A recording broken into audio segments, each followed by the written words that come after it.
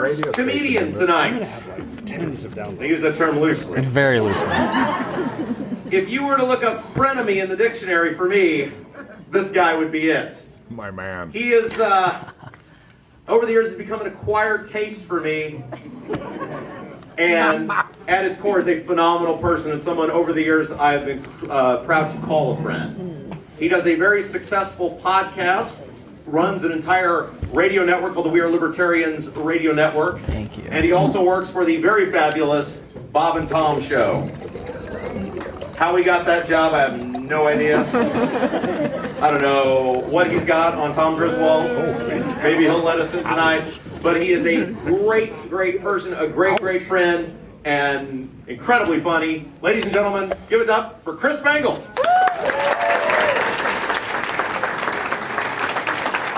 Thank you, Rob. Let me just move this microphone way up. Hold on. Rob, you've come a long way since we first met, and I'm impressed you gave me the microphone. Because I remember 6 months ago when you tackled an 8-year-old and stole the mic back from his Make-A-Wish visit. Now, a little about me. I do work for Bob and Tom. The way I got that job is, no joke, I helped Tom set up his iPhone. And he was so impressed with my genius for technology that he hired me immediately. Been there for 10 years. I just wanted to say, you know, I know that this may not play for this crowd in Brownsburg, but I want to tell you my preferred pronouns. They're well-fed, bulging, and portly. Now, I don't mean to brag, but I can't go anywhere without being recognized. People always say I look like someone they know, like their brother or a guy that they work with or their cousin. You know, being white, pale, and portly in Indiana is really, it's been a struggle. Now, if my voice sounds familiar, then you may know it from the Pat Down podcast. It was actually my first big break in showbiz, and I play the token white guy on that podcast, which means you are looking at the peak of your culture. I am it. Now, I'm also a libertarian as well as a podcaster, so if I get one more hobby, I will become completely insufferable. So that means if I start a CrossFit gym or a box, or I start smoking meat, then I'm definitely going to have my wife leave me. Like, there's just no way around it. I grew up in Plainfield, so I'm a Hendricks County boy. Thank you. Please give it up for Plainfield. We love Brownsburg because it's always nice to have someone in the county that we consider Kentucky. Now, don't take that any offense. I have a lot of appreciation for Brownsburg. I dated a girl from here. I'm still on antibiotics for it.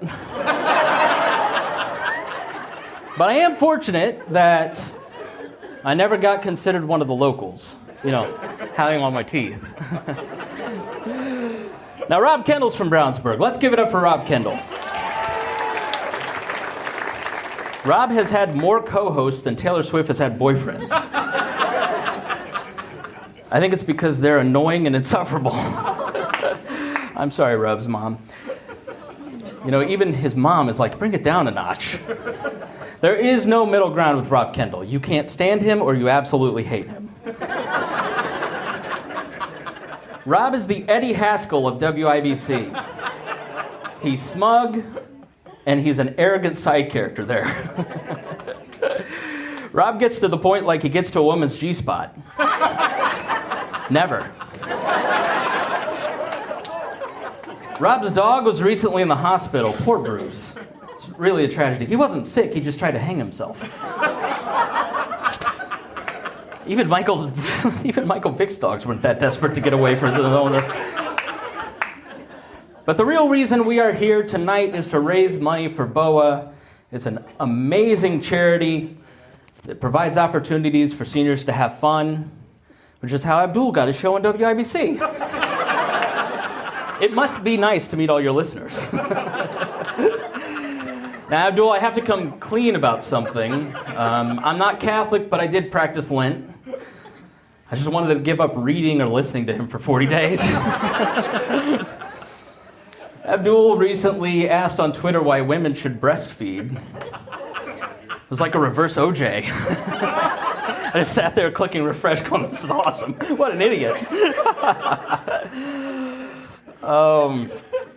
What generous thing can I say about you, Abdul, that you have not said about yourself today?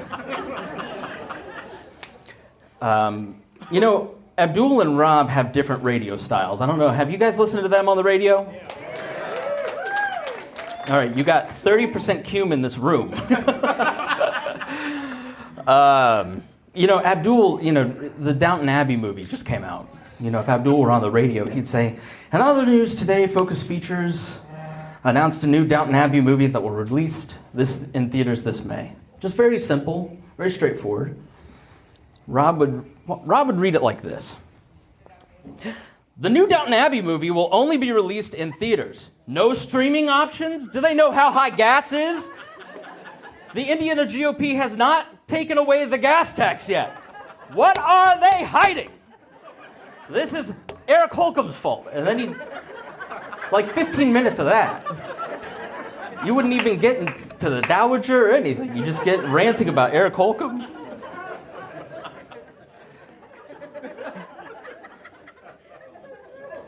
It is so true, see?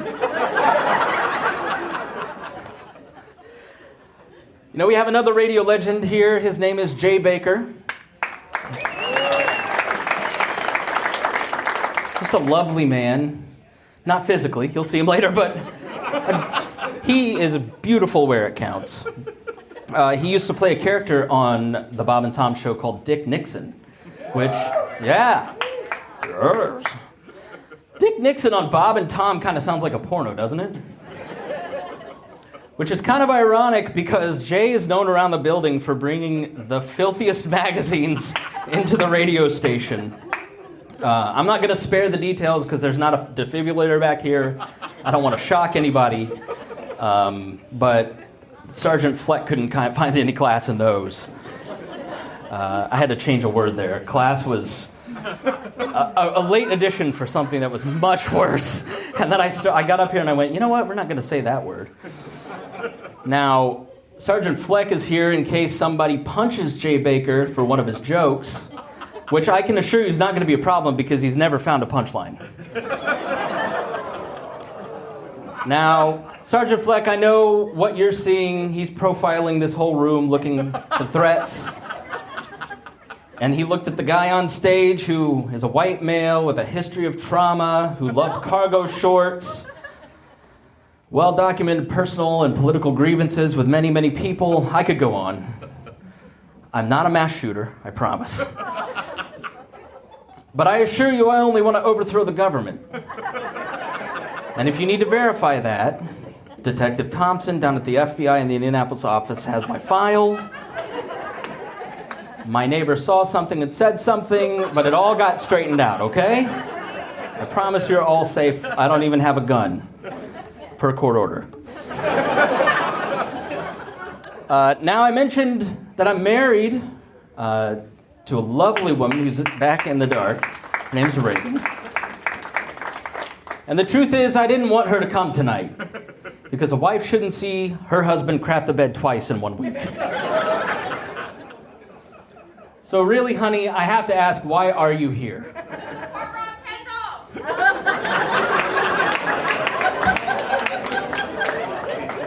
This is one reason I love her. She loves to support charity, and tonight you are the charity case. Her commitment to those less fortunate never ceases to amaze me, but that is not the main reason that I love this woman. I love her because of her name. She's named after something that makes me harder than anything else. It's Ronald Reagan. We all have our things that turn us on. Mine just happens to be trickle-down economics. Now, when Reagan and I met, I sent her a DM, and for roughly 80% of this crowd, that means a direct message.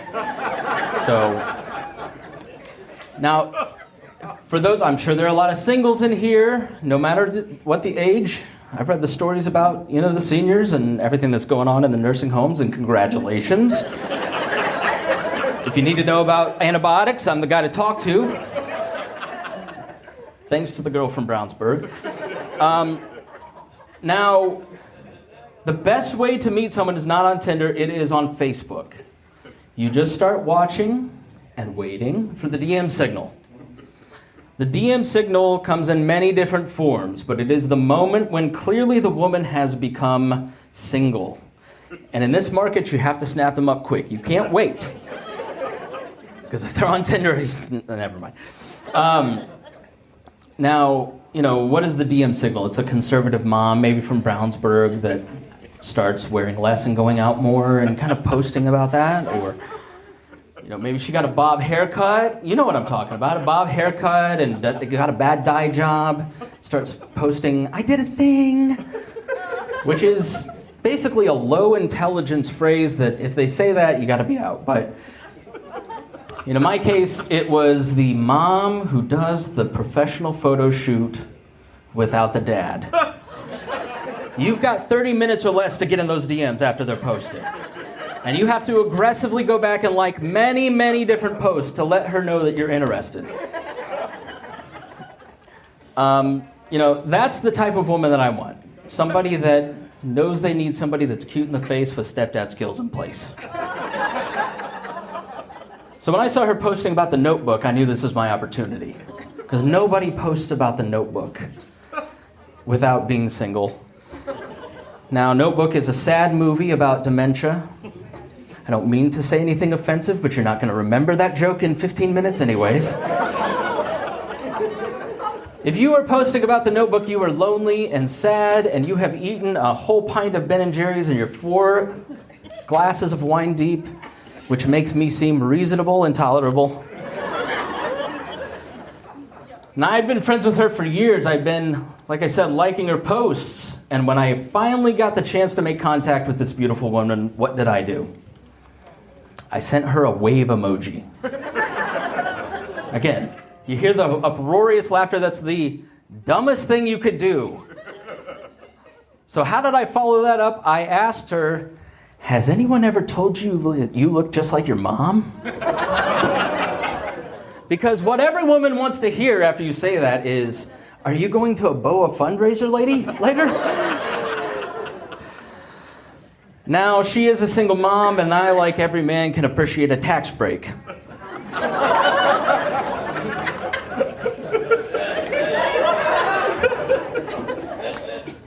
I've always wanted to be a stepdad. After all, my name is Chris. All of you Todds and Dennises and Ricks and Roys know exactly what I'm talking about. I can't take her daughter to the park anymore. I have to stay 1,000 feet away from playgrounds and schools. It's not what you think. I just owe the city a lot of money for the extractions from all of those encapsulated slides. I keep getting stuck in them because I'm fat. I'll put that in the end. You think about it and we'll come back to it. Now, something's interesting happening. I'm only 38 years old, which I feel tired, sore.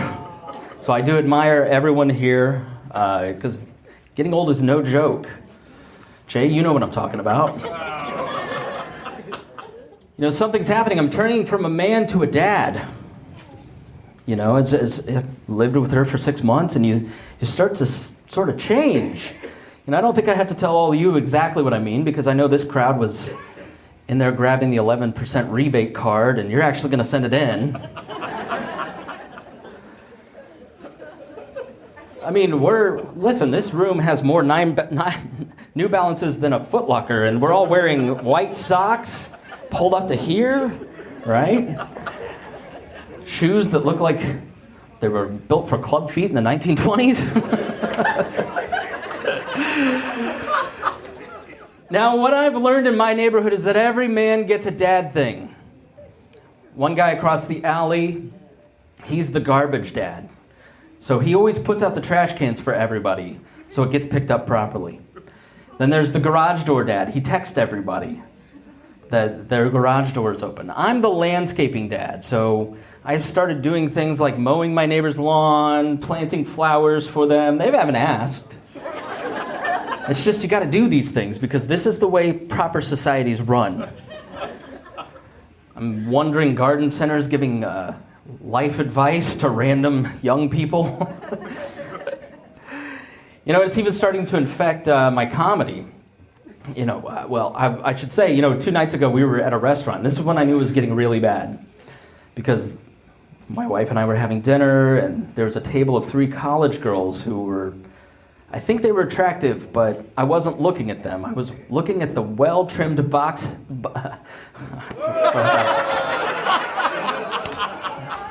I meant boxwoods.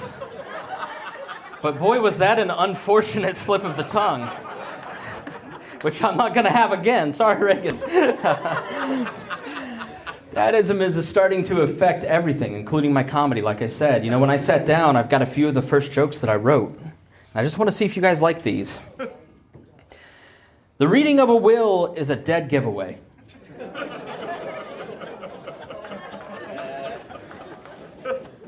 Why was the farmer arrested at the gym? He was destroying his calves. This one kills. What did the left eye say to the right eye? Something between us smells. What do you call someone that never farts in public? A private tutor. See, this dad gets it, right? You need tips on your lawn, you come see me afterwards. I've got the appropriate... We'll talk about Scott step 1 through 4. Now, I stayed up all night looking for the sun, and then it dawned on me. When does a joke become a dad joke? This is philosophical. When it becomes apparent.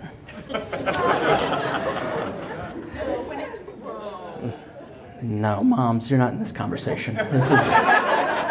You ladies are getting enough from us. Let us have our dad jokes, okay? Rob, you can use that on your show. What is a tree's favorite month? September! Thank you. My name is Chris Spangle. I hope you enjoyed it. Rob, are you coming up next? Okay.